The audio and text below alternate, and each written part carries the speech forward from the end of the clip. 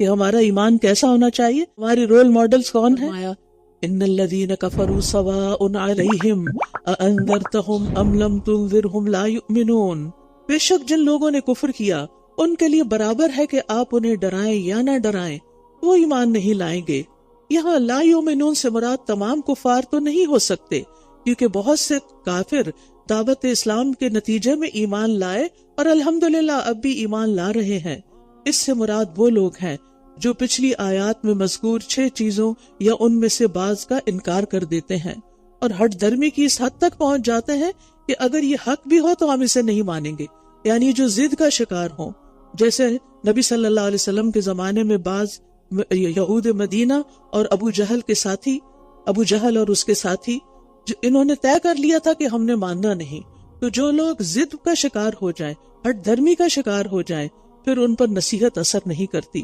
نصیحت تو اس پر اثر کرتی ہے جو کھلے دل سے نصیحت کو قبول کرنا چاہتا ہے، جو ان بائسڈ ہو کر کسی حقیقت اور حق کو سمجھنا چاہتا ہے، اور جو ضد کا شکار ہو تو پھر ختم اللہ علی قلوبہم وعلی سمعہم وعلی ابصارہم غشاوۃ ولہم عذاب عظیم، اللہ نے ان کے دلوں اور کانوں پر مہر لگا دی ہے اور ان کی آنکھوں پر پردہ ہے اور ان کے لیے بہت بڑا عذاب ہے، یعنی ان کے برے اعمال کے نتیجے میں ان کے دلوں پر مہر لگی ہے، کیونکہ ان کے ضمیر مردہ ہو چکے ہیں، قبول حق کی وہ استعداد جو فطرتاً ان کے اندر رکھی گئی تھی وہ ان سے چھن چکی ہے۔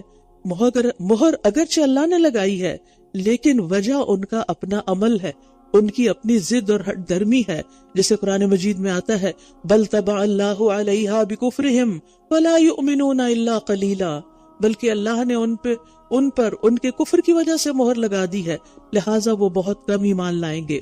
اور عام انسانوں کے لیے گناہ جو ہیں وہ دلوں کو سیاہ کر دیتے ہیں۔ اگر انسان گناہ کرتا ہے اور دل پہ سیاہ نقطہ آتا ہے اور دل کے اندر ایک پریشانی آتی ہے تو انسان کو باز آ جانا چاہیے، استغفار اور توبہ کر لینی چاہیے، تو انسان کا دل پھر سے چمک اٹھتا ہے، پھر سے زندہ ہو جاتا ہے۔ لیکن اگر وہ دوبارہ گناہ کرتا ہے تو نقطہ بڑھا دیا جاتا ہے یہاں تک کہ وہ دل پہ چھا جاتا ہے، اور یہی وہ زنگ ہے جس کا اللہ نے ذکر کیا، کلا بل ران علی قلوبہم ما کانوا یکسبون، ہرگز نہیں بلکہ زنگ بن کے چھا گیا ہے ان کے دلوں پر جو وہ کمائی کرتے ہیں۔ لہٰذا اپنے دلوں کا جائزہ لیتے رہیے کہ دل روشن ہے یا سیاہ ہے، دل مطمئن ہے یا بے چین ہے۔ اگر بے چین ہے تو پھر اطمینان قلب اور قرآن کی تلاوت اور قرآن کے معنی پر غور کر کے دلوں کو شفا حاصل کرنے کے قابل بنائیے۔ پھر پہلی کچھ آیات متقین کے بارے میں تھی، دوسری کفار کے بارے میں، اور اب منافقین کے بارے میں 13 آیات ہیں، کیونکہ نفاق کا پتہ چلانا مشکل ہوتا ہے، لہٰذا اللہ سبحانہ وتعالی نے ان کی کچھ علامات بتا دی۔ وَمِنَ النَّاسِ مَن يَقُولُ آمَنَّا بِاللَّهِ وَبِالْيَوْمِ الْآخِرِ وَمَا هُمْ بِمُؤْمِنِينَ، اور لوگوں میں سے کچھ وہ ہیں جو کہتے ہیں کہ ہم اللہ پر اور آخرت کے دن پر ایمان لے آئے ہیں، حالانکہ یہ مومن نہیں ہے، حالانکہ وہ مومن نہیں ہے، کیونکہ اللہ ان کے دلوں کا حال جانتا ہے نا۔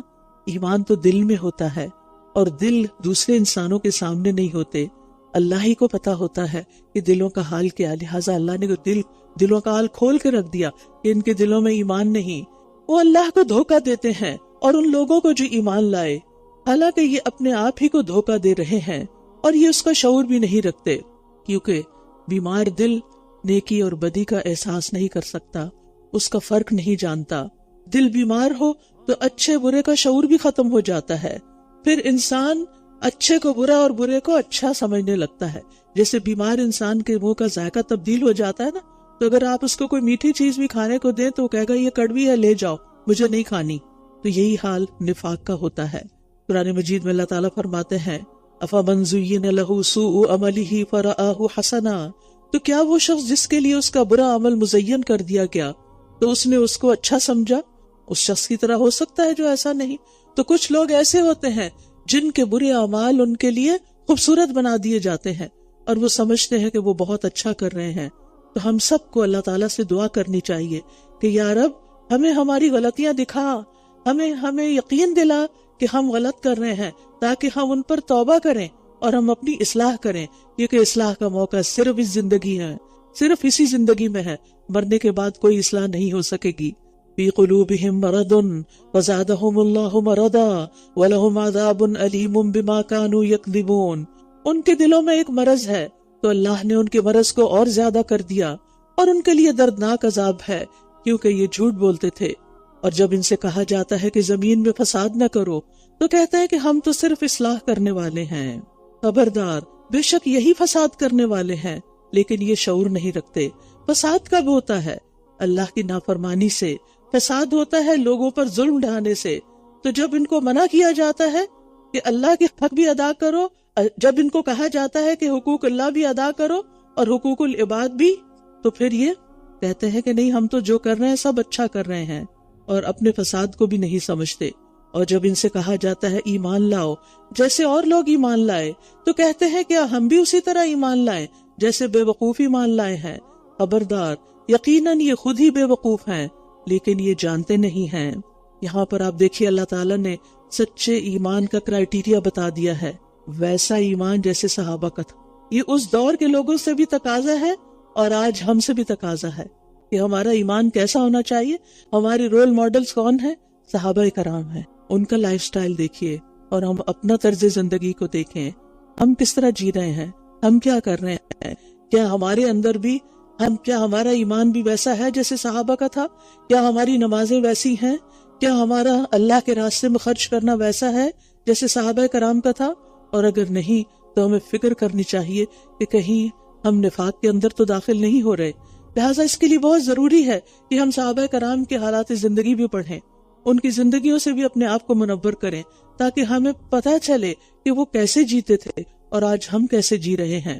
اور جب یہ ان لوگوں سے ملتے ہیں جو ایمان لائے تو کہتے ہیں ہم بھی ایمان لائے، ہم بھی ایمان لائے ہیں. اور جب اپنے شیطانوں کے پاس تنہا ہوتے ہیں تو کہتے ہیں کہ دراصل ہم تمہارے ساتھ ہیں، ہم تو صرف ان سے مذاق کر رہے ہیں. یہاں شیطانوں سے مراد ان کے لیڈرز ہیں. اللہ ان سے مذاق کرتا ہے اور انہیں ڈھیل دے رہا ہے جبکہ یہ اپنی سرکشی میں بھٹکتے پھر رہے ہیں.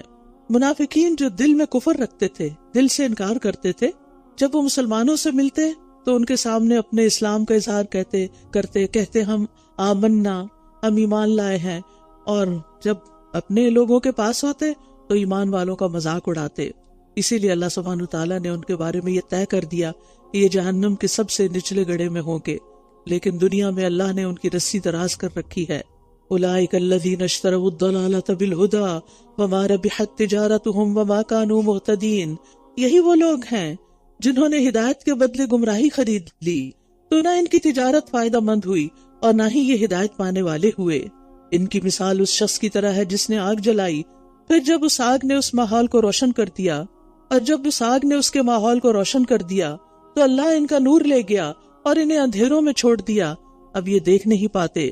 دنیا میں فائدے پا لینا لیکن آخرت میں اندھیرا ہی اندھیرا ہونا. یہ کس وجہ سے ہوتا ہے؟ اس لیے کہ انسان دنیا میں تو بظاہر اسلام کا اظہار کر کے مسلمانوں کے ساتھ اپنے رشتے جوڑ سکتا ہے، ان کا وارث بن سکتا ہے، مال غنیمت اور دیگر بے شمار فائدے حاصل کر سکتا ہے. لیکن جب انسان اس دنیا سے جاتا ہے تو پھر ساری روشنی، ساری نعمتیں کچھ جاتا ہے اور پھر اندھیروں میں ڈوب جاتا ہے. قبر کا اندھیرا، محشر کا اندھیرا، جہنم کا اندھیرا.